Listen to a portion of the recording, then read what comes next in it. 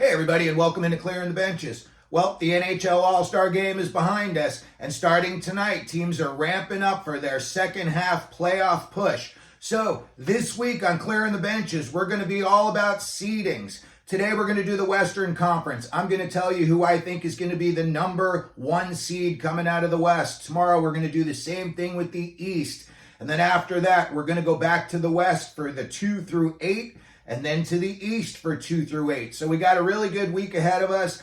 A lot of fun stuff to talk about. As always, if you think of something that you want to put in the comment section, you agree with me, you disagree with me, let's have at it. We can always talk back and forth. It's always a good time down in the comment section. But before we get to all of that, I wanted to give a quick shout out to our sponsor, SunshineGirlsAZ.com. If you like great shirts, fun shirts, shirts with sayings on them, hockey shirts, they've got guys shirts, girls shirts, kids shirts. And as always, if you punch in CTB10 in the code, you will get 10% off your purchase. So head on over to SunshineGirlsAZ.com and give them a look.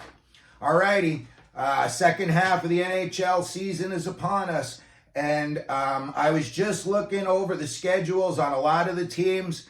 And I think in the next 10 games, the playoff picture is going to come to clarity. I think there's so many teams fighting for these wild card spots in both sides, East and West. And I think, judging by some of the teams, the games that they're playing in the next 10 games, I think this is really where the contenders and the pretenders are going to separate. I think you're going to have some wild card teams that are going to start to fall off. I think you're going to have a wild card team or two make a really hard push.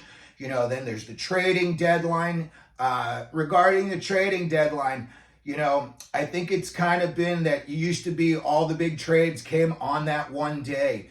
And then, kind of like the Patrick Kane thing last year with the Rangers, it seemed like it happened a little late in the season and he didn't have enough time to gel. So I think really now is when teams are going to start, retooling their teams, getting it ready for the playoff push. Teams that are going to sell are going to start selling off. And I really don't think it's going to be on the March 8th deadline. I think it's going to be in the weeks leading up to that. So I was looking at the schedules tonight. Big one. Edmonton versus Vegas. Edmonton is going for their 17th straight win. Can they do it?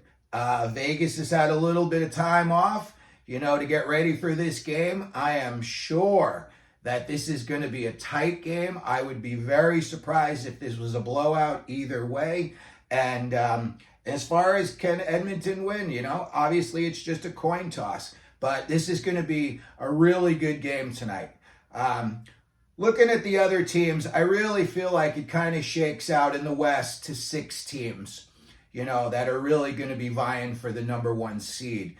I think, you're going to have, in the Pacific, you're going to have Vancouver, you're going to have Vegas, you're going to have Edmonton. In the Central, you're going to have the Avalanche, you're going to have Dallas, and you're going to have Winnipeg.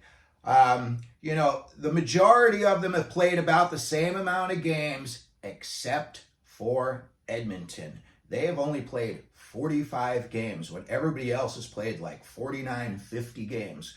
So we'll talk about that in a little bit. But, starting out in the West, Edmonton, 16 games in a row. I'm sure, depending on whatever happens tonight, win or lose, they're going to lose eventually. So, if it's tonight or, I don't think it's going to be the next game. I think they play against the Ducks. But regardless, they got a lot of games coming up that are winnable. And, when I look at them and I see that Vegas is 5 points ahead of them in the standings, but Edmonton's got 5 games in hand. So I think to myself, all they have to do is get 1 point out of all their games, and Edmonton is going to be tied with Vegas. Judging on the way that Edmonton's been playing and some of the teams that are coming up on their schedule, I could see a flip-flop here real quick. I could see in, a week, maybe 10 days from now, Edmonton being ahead of Vegas. So that's definitely something we're going to have to keep an eye on.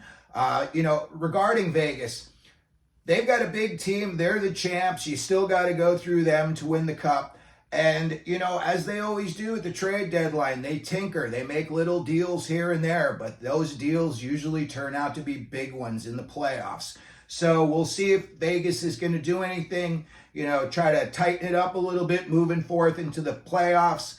But they're set. They're a big team. They play a heavy game. And I think moving forward, they're going to have a lot of success. It's going to take a really good team to knock them out of the playoffs. Then you got Vancouver up at the top right now. They just made another big deal bringing in Lindholm.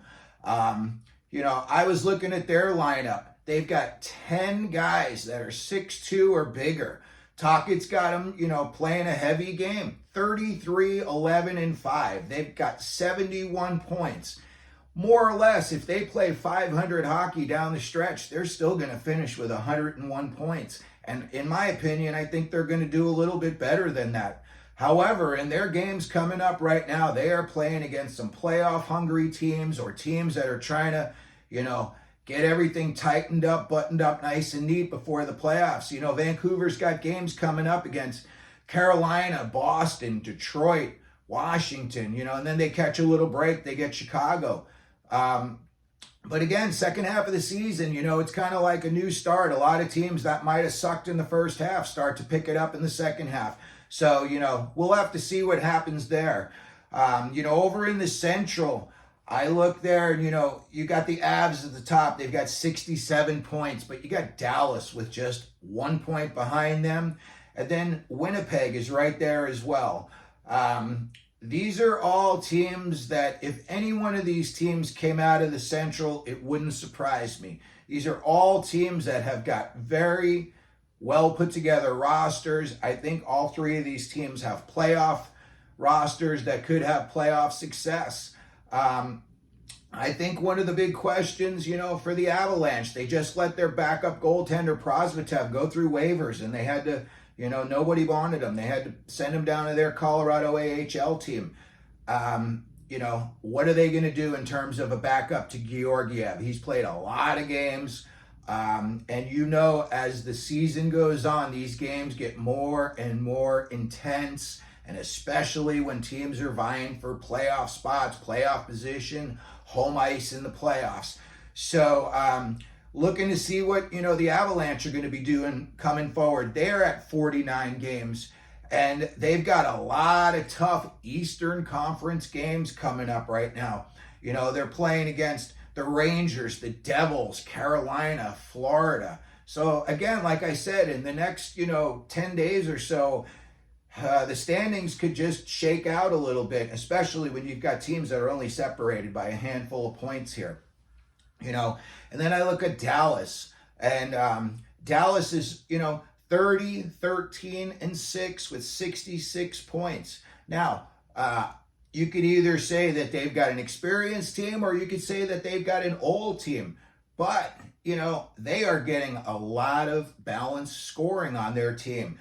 And I went down their roster, and the Dallas Stars have only got 2 guys that are minuses on that team. And playoff games playoffs are won by 1-goal games.